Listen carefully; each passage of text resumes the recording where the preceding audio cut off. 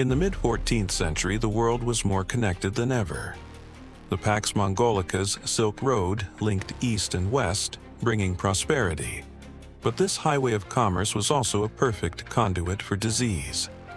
Europe was already on the edge, weakened by a systemic crisis. The Great Famine had ravaged the population, leaving survivors malnourished, with compromised immunity and vulnerable. In October 1347, that threat arrived. Genoese traders from Caffa docked in Messina, Sicily, with an unseen passenger. They brought the Black Death. The pandemic peaked between 1348 and 1350, a relentless wave consuming the continent from Italy to England. It was a demographic catastrophe. In just a few years, as much as 60% of Europe's population vanished. This was not the end, but the horrific beginning of the Second Plague pandemic. The Great Dying was over, but in the silence, a radical new world was born. Fields lay fallow, workshops silent, and a catastrophic labor shortage gripped the continent. Suddenly, the common man was a rare, valuable commodity. For the first time, peasants and craftsmen had power. They could demand higher wages. With falling food prices, living standards for the lower classes rose dramatically. This new power was a direct threat to the ruling elite. Terrified, they fought back. In 1351, the English Parliament passed the Statute of Laborers, an attempt to force wages to pre-plague levels and chain workers to masters. But it was too late. The law couldn't fight the market. The plague's economic forces were unstoppable. The foundations of feudalism, a system built on obligated labor, had been shattered. The old world was cracking apart. The Black Death left deep scars on the European psyche, but from that trauma, it became a powerful catalyst for change. The old hierarchies had been shaken. In 1381, England erupted in flames during the Peasants' Revolt. Led by figures like Wat Tyler, commoners rose up against unfair wages and taxes, fueling new class conflicts. While society battled itself, a new kind of war was being waged against the plague. In 1377, the city of Ragusa pioneered the first official quarantine, isolating ships and people to halt the disease's spread. It was the dawn of public health. Yet, faith in the old guardians had crumbled. The church, unable to stop the dying, saw its authority collapse. This spiritual void was filled with a morbid obsession with mortality, immortalized in the haunting art of the danse macabre. Rebellion, science, and art, all were signs that a new age was dawning. History is not inevitable. It pivots on a single moment. For 14th century Europe, that moment wasn't in a royal court, but at the 1346 Siege of Caffa. In our timeline, the besieging Mongols launched plague-infected corpses into the city, an act of biological warfare that unleashed the Black Death upon the Mediterranean. But what if they didn't? This is the divergence. In this history, the siege ends. The infected bodies are never used. The Genoese merchants sail home, their ships heavy with goods, but miraculously free of the pestilence.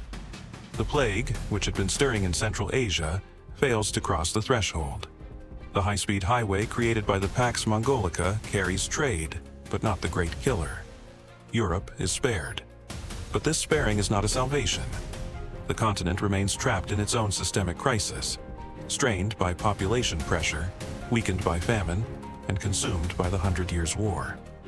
The Great Reset never came. Europe was spared the plague, but it was not saved. The Great Reset never came. Instead, the continent remained trapped in the same slow-burning crisis that had defined it for decades. The 14th century systemic problems didn't just disappear. The population, having peaked around 1300, continued to press hard against the Malthusian ceiling, the absolute limit of what the land could support. The Little Ice Age, which had already triggered the Great Famine, continued its relentless advance. Colder, wetter seasons meant harvest after harvest failed. But now, there was no demographic collapse to ease the pressure. Labor was abundant and cheap. wages stagnated. For the vast majority of peasants, life became a grim cycle of survival. They were not liberated by a labor shortage, they were trapped by a labor surplus. This was not a new dawn. It was a long, bleak, and unending depression, marked by chronic malnutrition and inescapable poverty. In our timeline, the Black Death shattered the chains of serfdom, creating a new world. But in this alternate reality, those chains only grew heavier. The Malthusian crisis, the iron trap of too many people and not enough land, was never sprung. Labor remained plentiful, desperate, and cheap. The common peasant had zero bargaining power. For every man who asked for more, 10 stood behind him, willing to work for less. Lords, far from negotiating, simply dictated terms. They had a surplus of humanity to exploit. Furthermore, the costly 100 Years' War raged on, demanding gold. To pay for it, the aristocracy didn't reform the system. They reinforced it. Feudal duties, the unpaid labor a peasant owed his lord, became more severe. The slow march toward personal freedom was halted and reversed. Serfdom was not dismantled, it was entrenched. The old world order, instead of cracking apart, calcified into a rigid, inescapable hierarchy. The breaking point was inevitable. A system built on reinforced serfdom and chronic starvation could not hold. In the 15th century, Europe exploded. But this was not the peasants' revolt of our history, an organized demand for rights and an end to serfdom. Despair.